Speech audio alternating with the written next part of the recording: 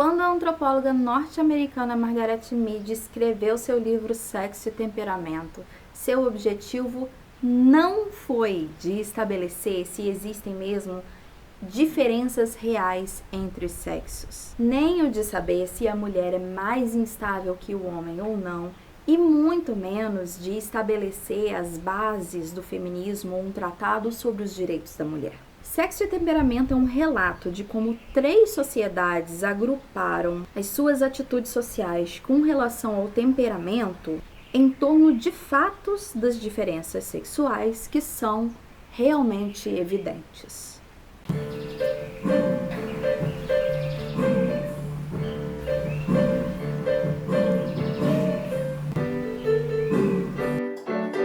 Oi, meu bem, tudo bem? Margaret Mead foi uma antropóloga norte-americana nascida na Filadélfia em 1901. Em 1935, ela publica Sexo e Temperamento, uma pesquisa longa e minuciosa que mudou a forma de encarar os conceitos tradicionais de masculino e feminino. Toda cultura tem seus papéis ideais de homens e mulheres, mas a institucionalização desses papéis não é baseada necessariamente em termos de contraste entre as personalidades que são prescritas aos 2 sexos, e nem em termos de dominação e submissão. Hoje eu vou contar um monte de historinha, mas antes, deixa eu falar uma coisa importante. Na nossa sociedade, desde o nascimento, existem papéis e expectativas com relação ao sexo ao qual a gente é atribuído quando nasce. Então, são esperados de nós certos comportamentos, certos temperamentos, personalidades, de acordo com o sexo que a gente tem. Cada cultura pode moldar um indivíduo nascido dentro dela a um tipo de comportamento, que pode ser indiferente à idade, sexo, por exemplo, ou pode se aproximar dessas diferenças que a gente coloca de comportamento de acordo com a idade, comportamento de acordo com o sexo, de acordo com a força, com a beleza, com o que for, e tornar essas diferenças temas culturais. E qual é o argumento da Margaret Mead para não levantar uma bandeira feminista ao tratar de sexo e temperamento? Margaret Mead vai dizer que qualquer discussão sobre a posição da mulher, do seu caráter e do temperamento, da sua escravização ou emancipação, obscurece a questão básica, que é o reconhecimento de que a trama cultural por trás das relações humanas é o modo como os papéis dos 2 sexos são concebidos e entendidos numa cultura, e de que o menino em crescimento é formado para uma ênfase local e especial, tão inexoravelmente como o é a menina em crescimento. Porque, como eu falei, toda cultura tem papéis ideais do que é comportamento de uma menina, comportamento de um menino, mas pode ser que não haja essa diferença em alguma cultura. Será? Será um sonho? Será um filme da Disney? Existem culturas em que isso já é real. Então vamos lá, vamos falar de 10 vezes em que o sexo não mudou o temperamento e a reação emocional dos homens e das mulheres eram idênticas.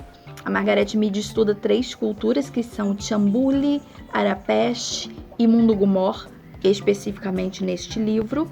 Entre os Arapesh e os Mundugu-Mor, não há ideia de que os temperamentos vão diferir entre homens e mulheres. Homens e mulheres nessas culturas não têm temperamentos diferentes.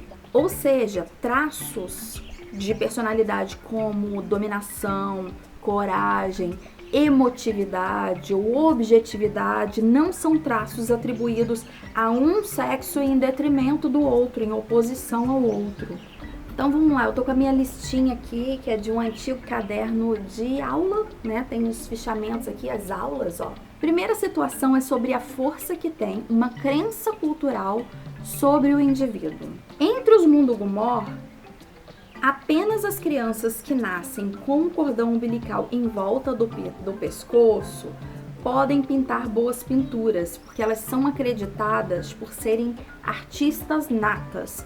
Não tem nada a ver isso com se nasceu menino ou se nasceu menina. Tem a ver com uma outra escolha, né? Que é uma escolha da cultura para colocar uma crença, e aquela criança, como ela é dito para ela desde que ela nasce, isso acaba acontecendo. Essas crianças são os melhores artistas da cultura Mundugu-Mor. meninos e meninas. Só tem que nascer com o cordão umbilical agarrado no pescoço. Exemplo 2. Entre os Arapés das montanhas, a criação de porcos é uma atividade exclusivamente feminina. E isso é uma divisão social do trabalho. Porém, depois que elas criam os porcos, quem tem que transportar esses porcos são os homens. Também divisão social do trabalho. As mulheres levam os suprimentos das plantações, os homens levam os suprimentos que são os próprios porcos, né? Até aí, ok, é uma divisão social do trabalho. Para carregar os porcos, os homens reúnem-se em turmas e se revezam. Já as mulheres carregam de 25 a 30 quilos de carga pelas trilhas das montanhas, amarradas à testa, às vezes com uma criança pequena amarrada ao peito. E a crença local é de que a mulher consegue carregar mais peso sozinha porque ela é mais forte. E assim acontece, porque é ensinado desde sempre que as mulheres são mais fortes. A cultura local influencia no plano biológico, na força que a mulher e o homem têm, a dificuldade que os homens têm de levar um porquinho lá pra cima, enquanto as mulheres estão lá levando um monte de plantação, 25 a 30 quilos de plantação na cabeça. Terceira situação, a caça é uma ocupação que o homem pode ou não seguir entre os Arapés. Os homens que têm a caça como sua atividade principal, eles raspam a cabeça e usam o cabelo bem baixinho, porque eles entram na mata espessa e é perigoso o cabelo ficar agarrado, né, nas plantas, nas árvores, pode atrapalhar. Já os que não caçam, que a caça não é a atividade principal deles, eles usam o coque, o cabelo comprido em coque, como penteado. Situação 4. Homens e mulheres Arapés têm papel igual no crescimento e educação das crianças, que depende de obedecer às regras da sociedade Arapés. Nada tem a ver com, porque a mulher é mais delicada, então é mais dedicada aos cuidados com os filhos, enquanto o homem vai prover. Não tem nada disso.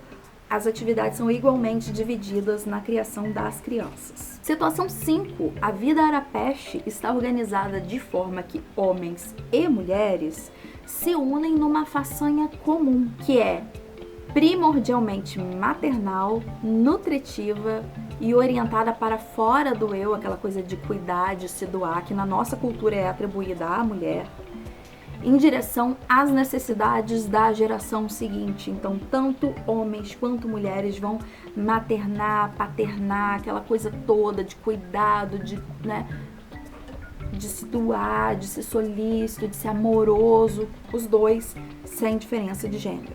A horta, muitas vezes, é cultivada por um casal praticamente sozinho, e se torna um lugar quase tão íntimo quanto a casa, inclusive é o lugar próprio para o intercurso sexual dos Arapés. A caça também pode ser feita em dupla ou em trio, e a construção das casas também é feita em conjunto nessa sociedade. Então não tem uma diferença assim de o homem vai construir a casa, a mulher vai cuidar das crianças, todo mundo faz tudo. Não existe dentro da sociedade Arapés sanções para violência masculina. Por quê? Porque eles estão permissivos com relação à violência masculina? Não, porque espera-se que todos os homens sejam brandos e cooperativos. A gente tem sanções sociais dentro da sociedade para comportamentos que sejam desviantes daquilo que é desejado, mas que se espera que aconteça, né? Então, espera-se que os homens, porque a gente sabe que isso acontece na nossa cultura, agridam suas esposas. Isso acontece num número muito grande, então se tornou um comportamento esperado na nossa cultura, de forma que surgiu a Lei Maria da Penha. Exemplo. Então tem sanção para isso específica, porque isso aconteceu muito e se tornou um comportamento indesejado, porém esperado. Não é o ideal, mas acontece. Entre os Arapés isso não é nem esperado, não se vislumbra a possibilidade de um homem ser agressivo. Então não tem nem sanção para isso, porque ninguém está esperando que aconteça. 8ª e talvez polêmica, mas eu vou explicar um pouquinho. Se vocês quiserem um vídeo específico sobre esse assunto, deixa aqui nos comentários, porque o assunto pode ser polêmico, né? O menino Arapeste cria a sua esposa. Quando a menina completa uns 7 ou 8 anos, ela vai morar com o seu futuro esposo, que é 6 anos mais velho que ela, então ele tem 14 anos. Na verdade, quem vai criar a criança mesmo é o sogro e os cunhados, vão criar a menina. O jovem marido vai cultivar inhames, vai cuidar do sagu e da caça, que vai alimentar sua esposa. Essa ligação do alimento que ele cultiva, que ele caça, que ele produz, para formar o corpo da esposa e para ela se tornar uma mulher adulta, né, para ela crescer saudável, cria a conexão entre eles. Os valores e a educação estão sendo passados ali pelo sogro dela e pelos cunhados, né, pelos irmãos do marido, que são mais velhos, que são já adultos, e esses dois jovens vão crescendo junto ali, criando afeição pelo outro, e não vão ter relações sexuais na infância não, gente, só quando for adulto, tá? Mas o casamento, ele não tá necessariamente articulado com o sexo desde sempre. Tem essa fase que é para criar conexão mesmo. Isso nos leva a uma concepção muito interessante, que é o item 9, que o medo do Zarapeste de não casar os filhos recai muito mais sobre o menino do que sobre a menina. O medo de que o filho não case e fique solteiro é muito maior do que a menina. A menina tá de boa, mas o menino solteiro é problemático. Vocês vão notar uma leve diferença de qualidade da imagem aqui, porque eu tô tendo que gravar esse finalzinho no celular, porque a câmera resolveu que ela não quer mais gravar hoje. Ela agora tem dado esses tilts e falado, hoje não, Rodrigo. Entendeu? Então, pro nosso décima situação, já deixa aí o seu like para me incentivar, porque o negócio aqui para gravar esse vídeo hoje tá assim tenso, entendeu? Tô tendo que brigar com a tecnologia. O último, eu falei muito do Zarapeste, né? E eu vou dar um exemplo agora dos Mundugumor. Os Mundugumor, eles são indiferentes à própria criança, né? Eles não são... É o contrário do Zarapeste em termos de temperamento. Esse temperamento maternal que eu falei do Zarapeste, que é atribuído tanto a homens quanto a mulheres, nos Mundugumor são inexistentes. Eles não esperam que as pessoas contribuam umas com as outras, né, na cultura Mundugumor. Pelo contrário, eles esperam que todos, homens e mulheres, sem diferença, sejam extremamente competitivos, agressivos, nada carinhosos, né, até... As relações sexuais dos casais é bastante violenta e eles se mordem, se arranham, se machucam, aquela coisa.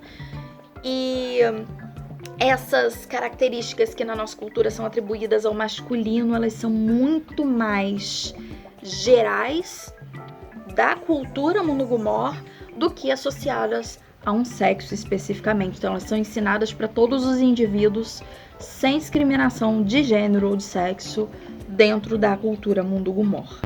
Qual é a conclusão de Meade a partir desse estudo? Ela vai perceber que características de temperamento que nós entendemos como essencialmente femininas, como passividade, disposição de cuidar e acolher crianças, podem ser construídas como um padrão masculino, como acontece entre os Tchambuli, ou pode ser um traço geral da cultura, pode ser um temperamento atribuído tanto a homens quanto a mulheres, como acontece entre os Zarapeste, ou pode ser inexistente, como no caso dos Mundugumor, inexistente naquela sociedade, naquela cultura.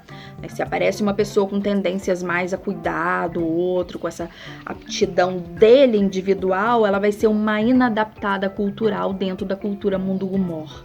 A pesquisa da Margaret Meade foi importantíssima para mostrar que o comportamento não é determinado pelo sexo biológico, mas é a cultura que guia e molda as nossas tendências psicológicas individuais.